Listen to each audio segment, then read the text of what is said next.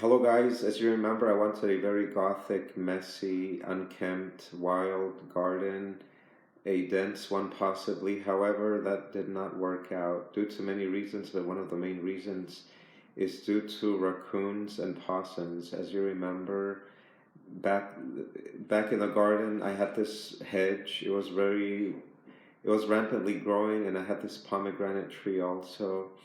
I had to get rid of all of those because they were harboring possums and raccoons, and I didn't really mind the animals per se, but it was more due to their feces.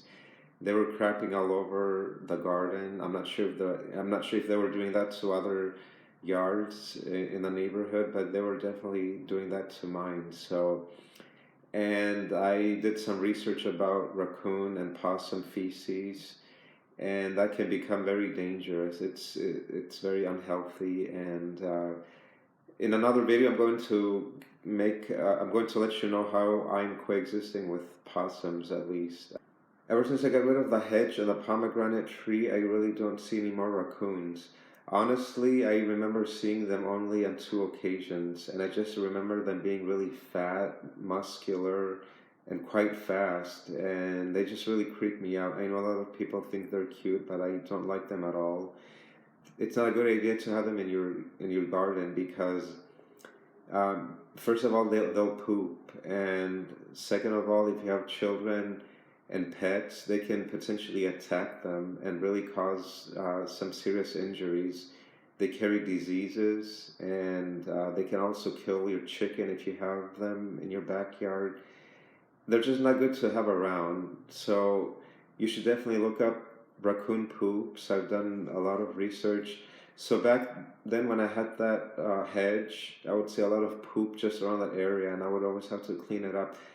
Back when I had Brahm, I thought that was him that was pooping there. So all that poop that I saw back there, it was a combination of raccoon and possums. And now that I think back, I was actually not wearing a mask when I was picking up these dried up poop, and but now that I know a little bit more, I try to be more careful.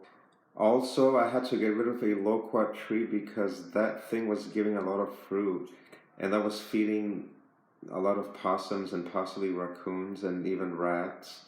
So I had to get rid of that, and that's one of the main reasons why I'm not going to go for a dense, messy garden anymore. It would just attract those unwanted pests.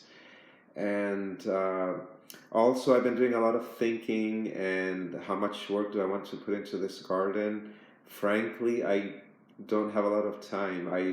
I love the garden, obviously, but there's just so much time I can put into it already with these few plants and trees that I have. It takes a lot of work and a lot of effort, a lot of water sometimes, and obviously not a lot of water now because I don't have that many, but just the few that I have, I feel like it can become a big problem. Also, I don't have a drip irrigation system. I'm not sure how much it would be to install one in, but all my plants and trees, I water them manually, and not just with the hose either. I have to fill up a bucket and walk to each individual tree and rose or what have you, and give them their water, because it's more to conserve water. At the same time, I want to make sure the water goes into the root system and so that's why I'm opting for something more minimalistic when it comes to density of the garden that I'm choosing for myself.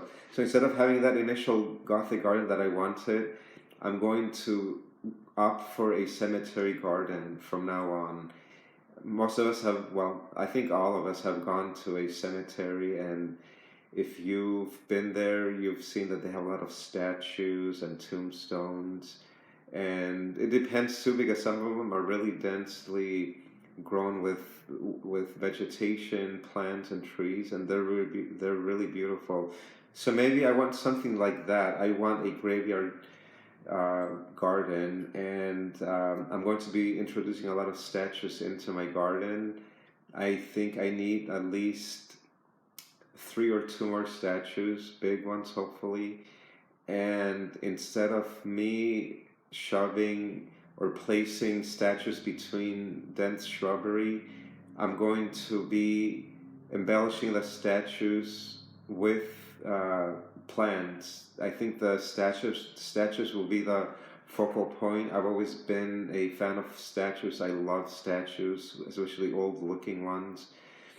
And let's see how that will turn out. I still want a kind of open space in this spot that I've chosen, because I don't want it to feel too stifling with dense shrubbery. I want it to have like an airy feel, but at the same time enchanting, and just enough plants to embellish the statues and the surrounding areas. But I think it's going to look beautiful, and I could already envision it. I already have a few statues, so again, I just need to get three more. Luckily, I really haven't been planting a lot in that garden. I've done a few. Anything out there was very hand-picked and selected for a specific purpose, and that was just uh, for a Gothic garden. Once I have enough statues, once I have the framework of this graveyard garden, then I'm going to be introducing more plants and how else I could embellish these statues. And I can't wait to work on it or keep working on it and see where I end up. And maybe I'll change my mind again, who knows? But right now, this is the direction I'm taking on.